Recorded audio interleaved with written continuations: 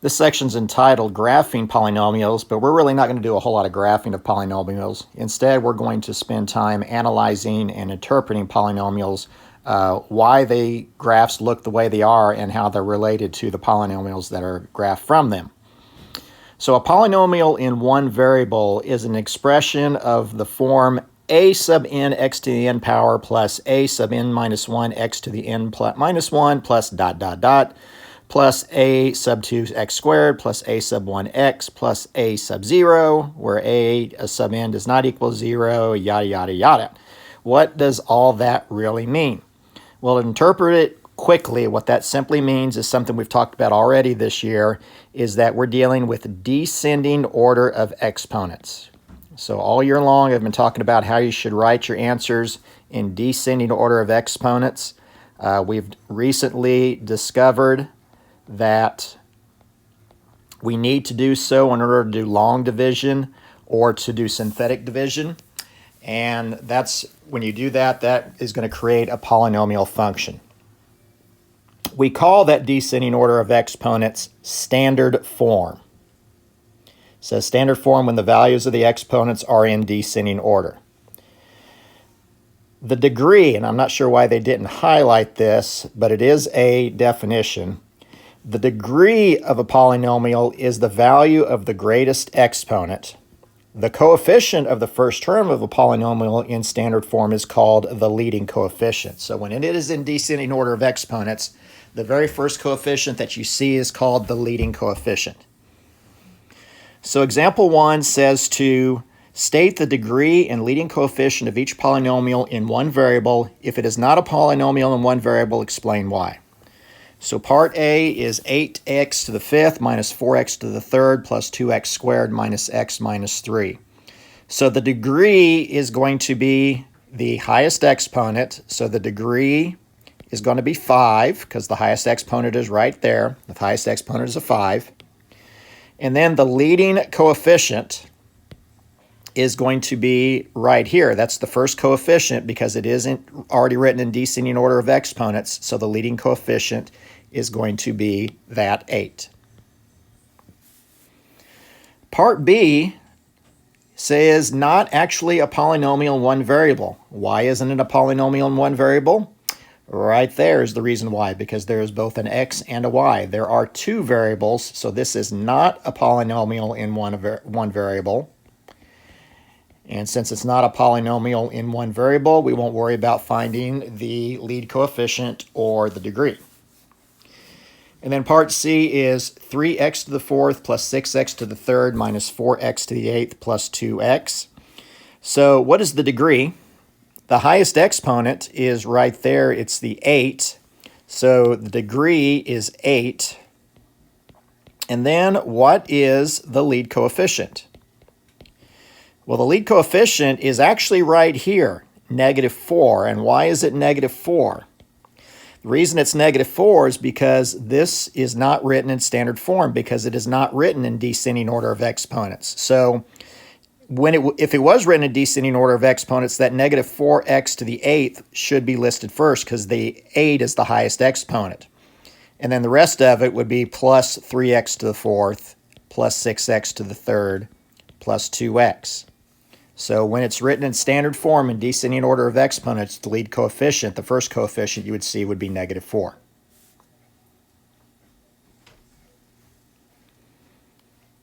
Real-world example 2 says, refer to the beginning of the lesson. Find the volume of air in the lungs 2 seconds into the respiratory cycle. So the beginning of the lesson, there's this question about the volume of air in the lungs during a 5-second respiratory cycle can be modeled by V of t equals -0.037 t to the third power plus 0.152 t to the second power plus 0.173 t, where V is the volume in liters and t is the time in seconds. And most polynomial functions that are situated in the real world do have lots of decimals in it because the real world just simply doesn't operate on just whole numbers. So we're supposed to find the volume of air in the lungs 2 seconds into the respiratory cycle. So what we're going to do is we're going to take that polynomial function, So allow me to rewrite that. And there it is. So since we're trying to find the volume of air in the lungs 2 seconds into the respiratory cycle, we are going to replace all those T's with a 2. So the next step would be the replacement step, which would make us have negative 0.037 times 2 to the third power plus 0.152 times 2 to the second power plus 0.13 times 2.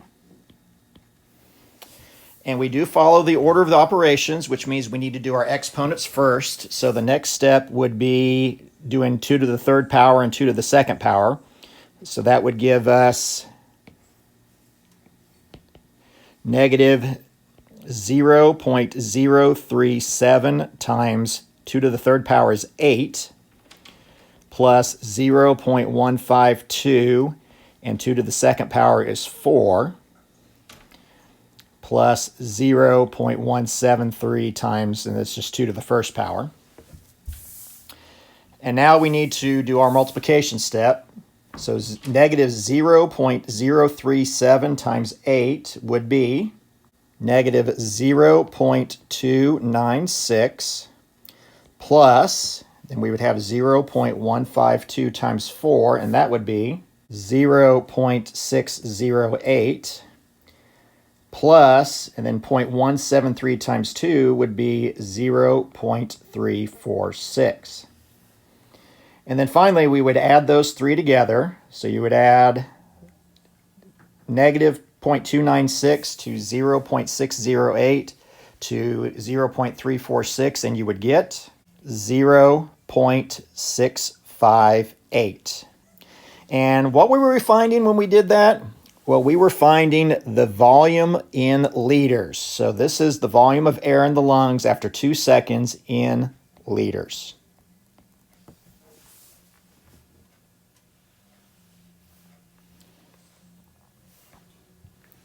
Next thing we're going to talk about is review what it means to do function notation.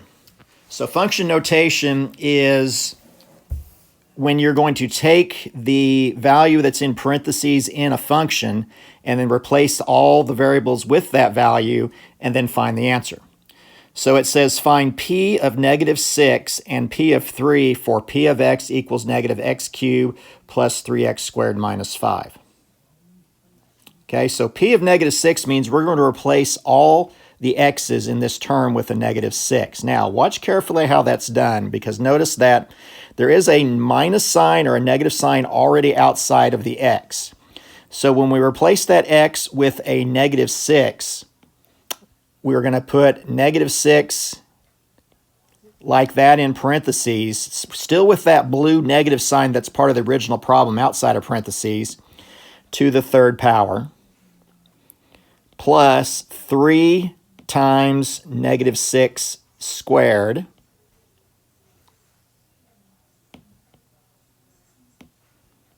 and then minus 5. So according to our order of operations, you do grouping symbols first, and then exponents. Grouping symbols first, then exponents. So that means we're not going to do negative 6 and then take that to the third power. Doing a negative is actually part of the multiplication step. We're still in the exponent step. So we're going to take negative 6 to the third power first. So that minus sign that's outside of parentheses is still there. Negative 6 to the third power is going to be negative 216. So notice on the next step, we will take care of that negative 216.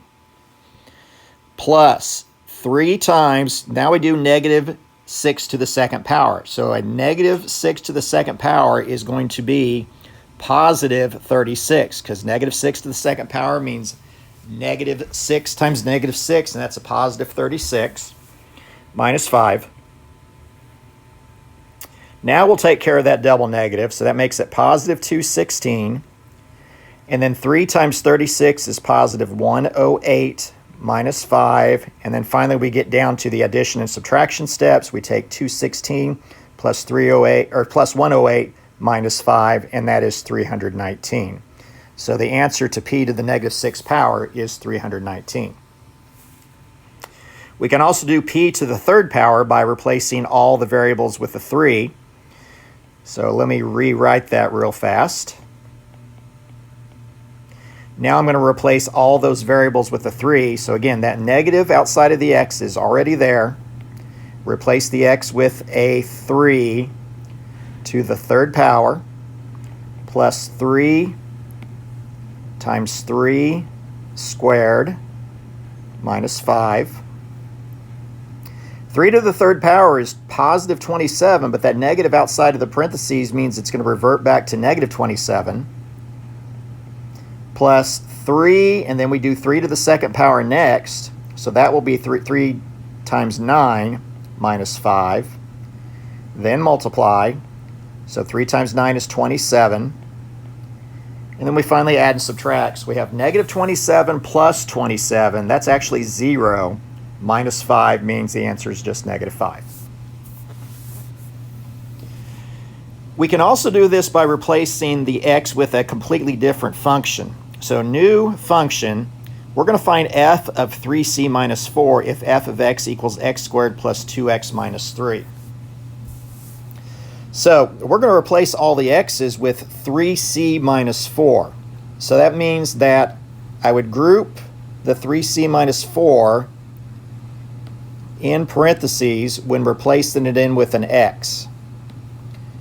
So 3c minus 4 squared. So instead of writing that x squared, it's now 3c minus 4 squared plus 2 times 3c minus 4 minus 3. So what does 3c minus 4 squared mean? 3c minus 4 squared means that you're taking 3c minus 4 times another 3c minus 4, which means it should be done by double distributing. So I'll go ahead and write out the rest of the problem.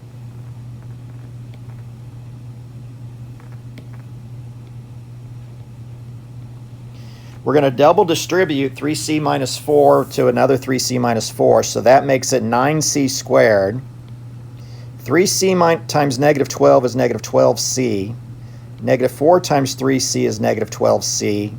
And negative 4 times negative 4 is positive 16. Then we'll distribute the 2 into this set of parentheses, so that will be positive 6c minus 8, and then finally end with the minus 3. And then combine any like terms. We are going to write our answer in descending order of exponents. So the first thing I would write would be the 9c squared, and I'll cross that out since I've already used that term. And then we've got 3 terms with a single c. We've got negative 12c, another negative 12c, and then the 6c. So when we combine all 3 of those terms, we get negative 12c minus 12c is negative 24c, plus 6c is negative 18c. And then finally, the constant 16 minus 8 minus 3 just is positive 5. So here's your final answer. We're not solving for c. C is going to be part of the answer. Second part of that says find 5f of c. So you see the c in parentheses. That means we're going to replace the x's with a c. But the 5 in front of the function, since there's no sign in between the 5 and the f, means we're actually going to take 5 times the entire function by the distributive property. So we'll take 5 times and then replace all the x's with c's. So that would make it c squared plus 2c minus 3, and then distribute that 5 in. So 5c squared plus 10c minus 15. I'm taking every term times 5. So that is your answer on this one.